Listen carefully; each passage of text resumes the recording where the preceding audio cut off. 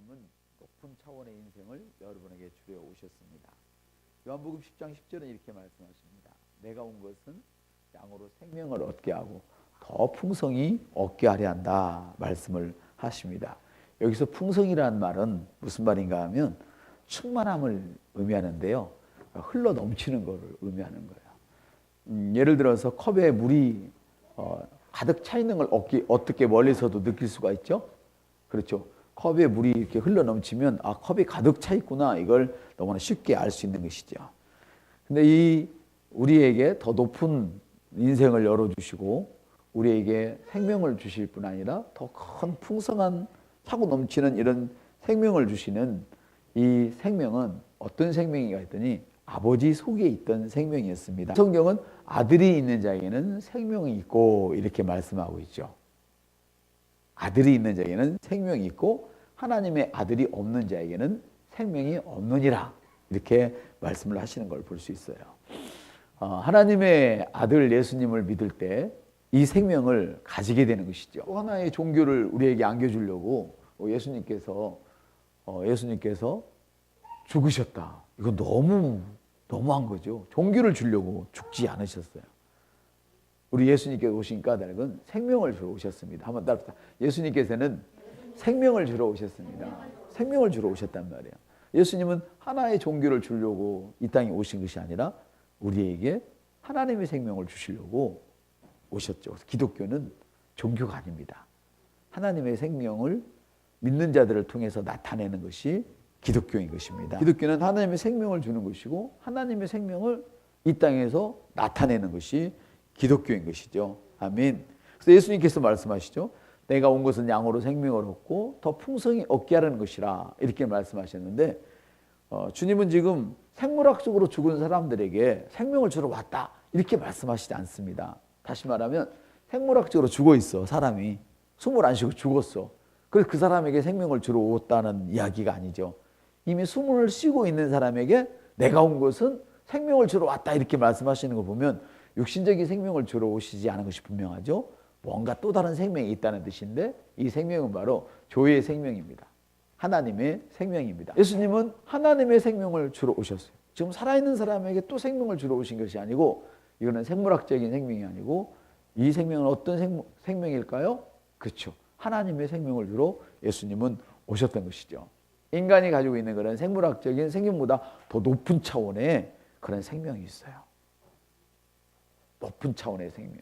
그런데 우리가 가지고 있는 생명의 존엄성보다 더 높은 생명이 있단 말이죠. 강아지에게는 강아지의 생명이 있고 사람에게는 사람의 생명이 있죠. 강아지의 생명과 사람의 생명은 바꾸지 않죠. 어느 부모가 강아지가 죽어가는데 자식 것을 뺏어서 강아지 살리고 자식을 죽이는 부모는 없죠. 맞습니까? 왜? 우리에게 사람의 생명이 있기 때문에 그런 것입니다.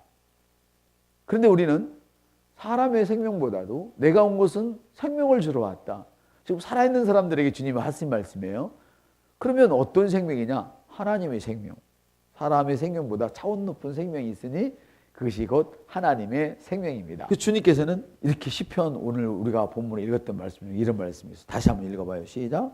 주께서 생명의 길을 내게 보이시리니 주의 앞에는 충만함이 있고 이 생명에는 어떤 것이 있느냐? 충만한 기쁨이 있고 즐거움이 있어요.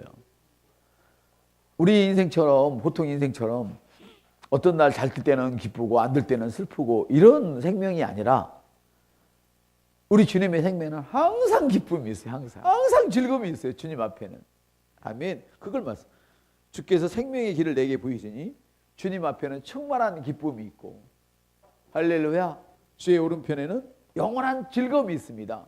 이 즐거움이 깨어지지 않는 즐거움, 지속되는 즐거움, 어느 정도 있다 없어져 버리는 즐거움이 아니라 영원한 즐거움이 있대요. 그래서 우리 인생의 제일 된 목적이 뭔 줄 아세요?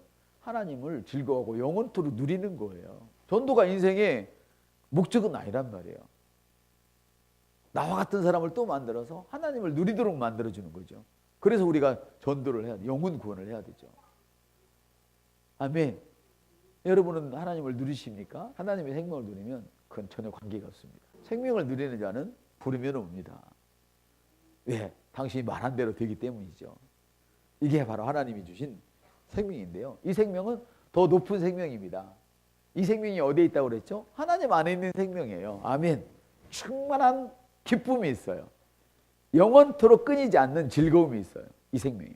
인생이 오르락 내리락 한다. 그런 것은 성경적인 이야기가 아니에요. 성경적인 인생은 항상 승리만 하는 것이 성경적인 인생이에요. 성경적인 인생이 뭡니까? 예수 믿는 사람을 두고 하는 얘기죠. 정말 그런가 볼까요? 고린도서 한번 봅시다. 항상 우리를 그리스도 안에서 승리하게 하시고 우리를 통해 모든 곳에서 그분을 아는 냄새를 풍기게 하시는 하나님께 감사하노라. 항상 언제는 이기게 하고 언제는 지게 하고 이게 아닙니다. 항상 이기게 하십니다. 항상 승리를 주십니다. 아멘. 한번 따라서 예수님은 풍성한 생명을 주러 오셨습니다. 그래서 여러분들이 이걸 모르면 낮은 단계에 머물러 있어야 된단 말이에요. 낮은 단계의 삶을 살아야 된단 말이에요. 예, 모르면 낮은 단계의 삶을 사는 거예요. 그래서 하나님을 알라 그렇게 주님 말씀하셨어요. 너가 말씀을 모르면 망한다. 그렇게 성경은 말씀을 하고 계시죠. 예수를 믿지만 말씀을 모르면 어떻게 된다고요? 망하는 인생을 사는 거예요. 풀리지 않는 인생을 사는 것이죠.